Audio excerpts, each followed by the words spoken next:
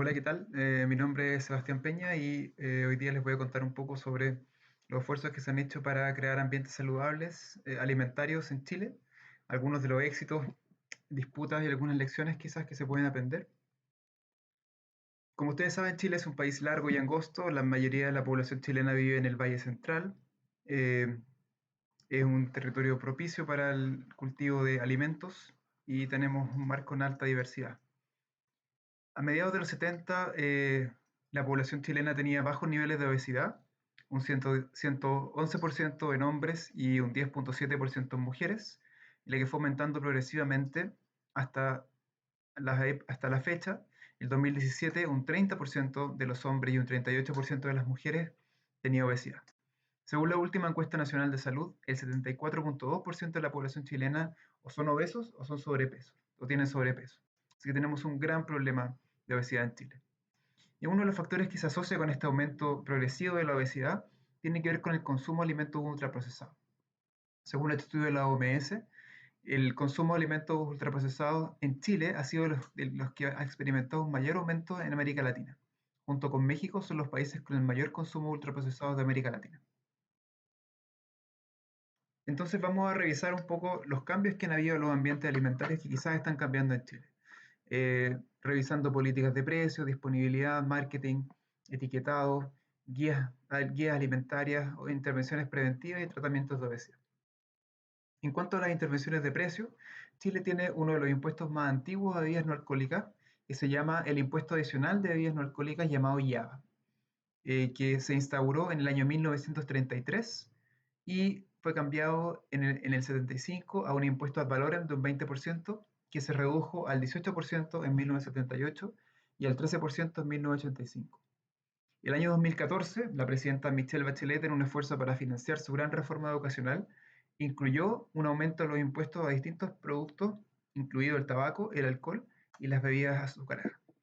Esto, después de una larga disputa, eso se tradujo en que hubo un aumento de un 5 puntos porcentuales, de un 13 a un 18% para las bebidas azucaradas, definidas como aquellas que tenían mayor de 6,5% de azúcar, y una reducción de un 13 a un 10% de las bebidas que no tenían estos niveles de azúcar, las que tenían menor de 6,5%.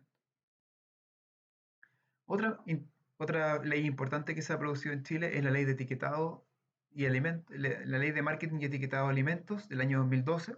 Esta ley ingresó como una moción parlamentaria el año 2007 y fue aprobada el año 2012, después de 5 años de discusión parlamentaria. La ley estaba definida en términos muy generales y por lo tanto había que establecer un reglamento, el que fue presentado el año 2014. Cuando asumió Michelle Bachelet lo derogó e hizo uno nuevo porque se consideraba que este era insuficiente. Esta ley considera tres aspectos fundamentales. Lo primero es la prohibición de marketing y publicidad a niños y adolescentes menores de 14 años, la instauración de un etiquetado frontal y la prohibición de venta de estos alimentos en escuelas, abordando entonces la disponibilidad. El corazón de esta reforma tiene que ver con cómo se definieron alimentos no saludables en este contexto. Lo primero que se definió, que no está en la ley, pero sí en el reglamento, es que el reglamento abarcaría solamente alimentos envasados y no incluyendo otros alimentos que son preparados.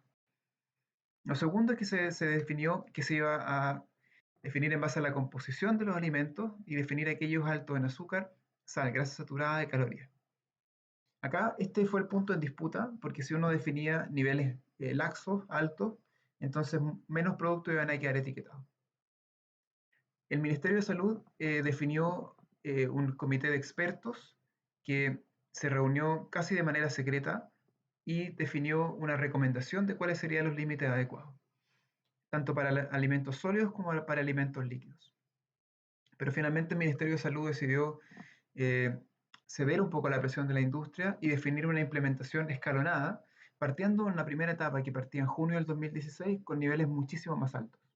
Por ejemplo, el sodio iba a partir con 800 miligramos por 100 gramos y terminar con 400 miligramos, o sea, iba a partir con el doble de lo recomendado por los expertos. Y esta implementación iba a ser sumamente lenta.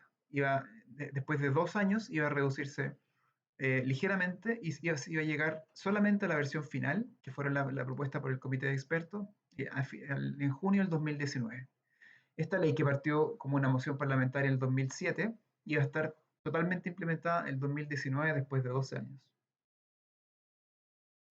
El primer aspecto de la ley consiste en una prohibición de marketing y publicidad dirigida a niños menores de 14 años. Eso se refiere al uso de cualquier tipo de elementos como voces, personajes, motivos, historias que tengan que ver orientados a niños y adolescentes. En televisión se definió como aquellos programas para niños, dirigidos a niños, pero también aquellos cuya audiencia fuera mayor a un 20% de niños. Me refiero a niños, a aquellos niños y adolescentes menores de 14. El cambio en la publicidad generó una eliminación visible de algunos de los personajes clásicos. Por ejemplo, acá en Trix, que solía tener un conejo, Sucosos, que solía tener un oso, Estrellitas, que solía tener un astronauta, por ley fueron prohibidos. Las cajas de Pringles, que normalmente tienen una especie de persona con un bigote, también tuvieron que ser cubiertas o prohibidas, y en este caso, esto es un Santa Claus que está cubierto porque no puede ser mostrado como publicidad. También hubo una polémica con respecto a McDonald's, porque si bien no son productos totalmente envasados, algunos de sus ingredientes excedían la cantidad permitida por ley, y lo que hizo McDonald's fue reformular sus productos, cosa de que ninguno de ellos excediera la ley, y con eso poder entregar el regalo que viene en la cajita feliz. El segundo elemento tiene que ver con el etiquetado frontal. Eso también se definió a través de un estudio que hizo el Ministerio de Salud. Se optó por un etiquetado octogonal con color negro y letras blancas que dice alto en calorías, alto en grasas saturadas, alto en sodio y alto en azúcares. Este tipo de etiquetado fue el que transmitía con mayor certeza la intención de peligro o de advertencia de un etiquetado. En tercer lugar, como decía, se prohibió la venta de estos productos en colegios. En Chile los colegios tienen kioscos que venden cualquier tipo de snacks, y se prohibió tanto en escuelas básicas, medias o liceos o de enseñanza media, eh, pero no en establecimientos de educación superior, que estaba incluido inicialmente en la ley, pero se fue eliminado en el primer trámite, en el trámite de discusión parlamentaria. Una tercera cosa que se ha hecho fue algunos cambios más bien técnicos en las guías técnicas. Las guías de alimentación para la población chilena cambiaron de la pirámide que estaba desde el año 2005 a esta guía que es como una especie de plato donde se incorporan todos alimentos no procesados. Se define la actividad, se agrega esto de actividad física diaria y se agregan en este cuadro negro alimentos ultraprocesados que se sugiere evitar. Y todo esto, esta serie de modificaciones se unen en esta Política Nacional de Alimentación y Nutrición que se hizo durante el gobierno de Michelle Bachelet, en parte como un esfuerzo para darle coherencia a todas estas políticas que se estaban haciendo, y en parte también para prevenir que un nuevo periodo, quizás con una gobernación diferente gobernando, fuera a hacer cambios radicales en las políticas que se habían avanzado. En mi experiencia también, a nivel municipal, muchas de las distintas unidades municipales han intentado promover también la alimentación saludable y los entornos alimentarios saludables. A mí me tocó construir este programa que se llama Santiago Sano, que fue impulsado por la Municipalidad de Santiago desde el año 2014. Logramos hacer hartos avances a nivel de entornos alimentarios y especialmente en los colegios, donde instalamos en la gran mayoría de los colegios de la comuna estacionamientos de bicicleta. Se entregaron a muchos cursos kits de recreo activo, donde se entregaban como hula hula, las pelotas y distintos elementos para que los niños puedan jugar de manera más activa. Muchos de los kioscos de Santiago tenían publicidad de bebidas azucaradas, así que lo que hicimos fue pintarlos y brandearlos con las características de nuestro programa y que tenían iconografías saludables. Y lo otro fue, dentro de muchas cosas, reconvertir algunos puestos de kioscos en el espacio público que vendían snacks a lugares que vendían fruta y verdura. Y este es un kiosco que está en la calle Estado, que tiene una circulación de alrededor de 300 a 400 mil personas diarias. También se expandieron las posibilidades de tratamiento de obesidad y sobrepeso a través de una iniciativa presidencial del año 2014 que se llamó Programa Vida Sana. Este es un programa individual que partió hace mucho antes que eso, pero ya en el 2014 con alrededor de 50.000 cupos. En el año 2019 se expandió a 110.000 participantes lo que se redujo un poco el 2021 por la pandemia, 70 y tanto, 75.000 me parece que son. Es un programa que dura 6 meses, que consiste en en la actualidad consiste en 7 sesiones individuales por médicos, nutricionistas y psicólogos, y 5 talleres grupales, además de 96 sesiones de actividad física. ¿Qué sabemos de la efectividad de estas políticas para reducir la obesidad? Con respecto a los precios, el estudio de Cuadrado et al. Mostró que el, el- el impuesto, el aumento del IVA se tradujo en un aumento de un 5,6% del precio de las bebidas carbonatadas. Eh, Usando los mismos datos, dos grupos llegaron a conclusiones similares pero distintas. Eh, Nakamura y colegas de la Universidad de York y de la Universidad de Chile demostraron que se produjo una reducción de un 21,6% en el consumo de bebidas que tenían el impuesto aumentado, y que era mayor en familias de clase media y clase alta, de ingresos medios y altos. En cambio, el estudio de Caro, que es de la Universidad de Carolina del Norte con el INTA, mostró una reducción de un 3,4%, también mayor en familias de alto ingreso. Sea cual sea el tamaño de efecto real, pareciera haber un efecto positivo y que este es mayor en familias de alto ingreso. Puede ser también que durante esta época empezaron a haber mayor sensibilización en torno a los daños producidos por el azúcar y que las familias hayan cambiado su comportamiento no en respuesta al aumento de precios, sino que solamente en respuesta a cambios culturales. Y eso no se puede descartar a través de este tipo de diseño de estudios. En cuanto a la ley de etiquetado, eh, existen varios estudios mostrando que se produjeron efectos en la reducción de la exposición al marketing. En niños se produjo una disminución de 1,1 minutos y en adolescentes de 4,3 minutos. Esto no suena mucho, pero es casi el 40% del tiempo total de exposición, así que no deja de ser. Eh, Otro estudio linkeó este tipo de exposición al marketing con los consumos reportados por los niños a nivel individual, y mostró que las reducciones en el consumo no estaban mediadas por la exposición al marketing.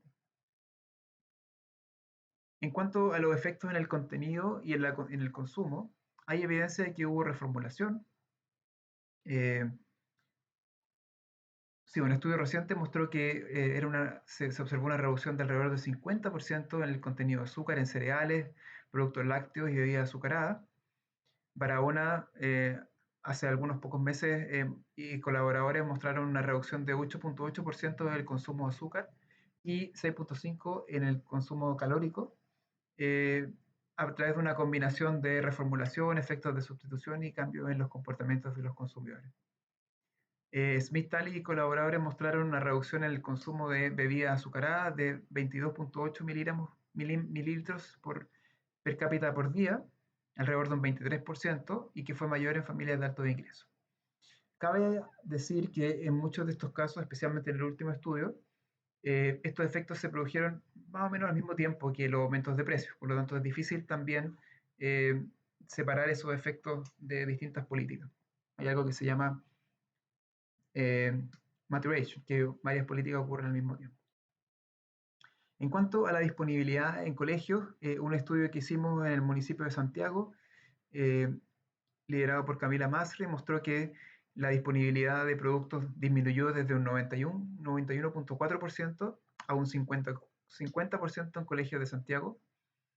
Observamos importantes disminuciones en los contenidos de calorías, azúcar, grasa saturada y sodio para los productos sólidos, y de calorías y azúcar para los productos líquidos.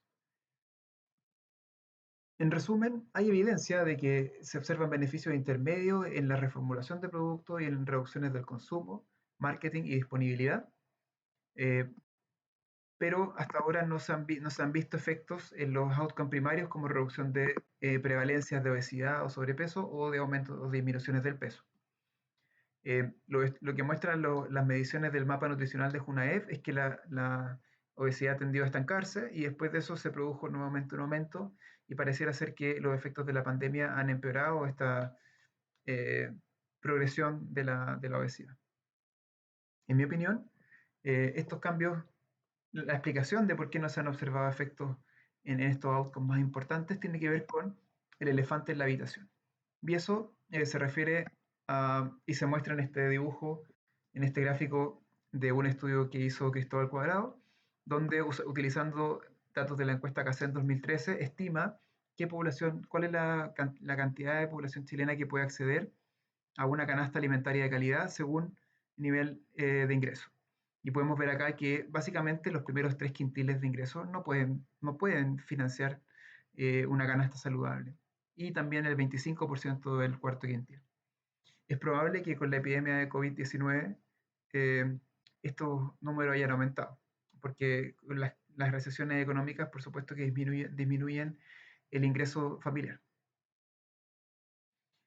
Una de las cosas que se han aprendido de la experiencia chilena tiene que ver que una de las cosas que se aprendieron es que se tiene que esperar, si se impulsan políticas ambiciosas, es una oposición férrea de la industria de alimentos. Y se opuso tanto a los impuestos como a la ley de etiquetado. Pero también hay que esperar a la oposición interna desde el propio gobierno, en el caso chileno, desde el Ministerio de Economía, Agricultura y Relaciones Exteriores, que se opusieron firmemente contra la ley y se alinearon con los intereses de la industria alimentaria. Hay que tener mucho cuidado con las instituciones académicas con conflicto de interés. En el caso chileno, se perdió mucho tiempo siguiendo el consejo de algunas instituciones que tenían conflictos de intereses bastante evidentes y que se les solicitó hacer propuestas técnicas que finalmente desviaron el foco de lo importante. Una de las cosas que se aprenden en Chile es que ah, crear un paquete de medidas que se impulsan al mismo tiempo es más eficiente que tratar de impulsarlas por sí mismo. Y esta ley, que es la ley de etiquetado, que se demoró 3 años, o sea, se demoró muchísimo tiempo, tenía 3 políticas que estaban incorporadas al mismo tiempo. Cada una de esas leyes impulsada por separado habría sido, pienso yo, mucho más difícil de impulsar en el trámite parlamentario. Un poco lo que pasaba con alcohol, donde hay una política de marketing, otra política de cambios de horario, otra política de aumentar el fortalecimiento de la acción comunitaria, las patentes de alcohol y así. Cada una pasa por su propio trámite parlamentario y se van quedando pegadas en el Congreso. A mi juicio, eh, la asequibilidad y la disponibilidad son esenciales. Y ambos aspectos han sido casi no fueron abordados con las políticas actuales. Seguimos teniendo además una gran cantidad de marketing en vía pública. La población chilena no tiene recursos para financiar una dieta saludable y los productos saludables están escasamente disponibles, sobre todo en los barrios de menores ingresos de Chile. Eh, Finalmente, mencionar que muchas de estas discusiones que tienen que ver con la asequibilidad y con la disponibilidad de productos saludables también se relacionan con conversaciones actuales sobre el derecho al agua, el derecho a la alimentación y los potenciales efectos que podría tener el cambio climático en nuestro país. Por lo que es posible que muchas de estas tensiones que se están produciendo vayan aumentando en el tiempo. Muchas gracias y cualquier cosa me pueden escribir o mandar un correo.